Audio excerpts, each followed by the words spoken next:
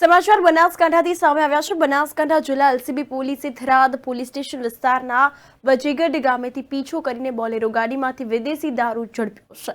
Banaskantha LCB police સ્ટાફના માણસો Tharad police station વિસ્તારમાં પેટ્રોલિંગમાં હતા। તે દરમિયાન સાંચોડ તરફથી એક સફેદ કલરની બોલેરો કેમ્પર ગાડી વજેગઢ ગામની નજીકથી પકડી પાડી હતી। તો ગાડીમાંથી વિદેશી દારૂની બોટલો 1008 ઝડપી પાડી છે।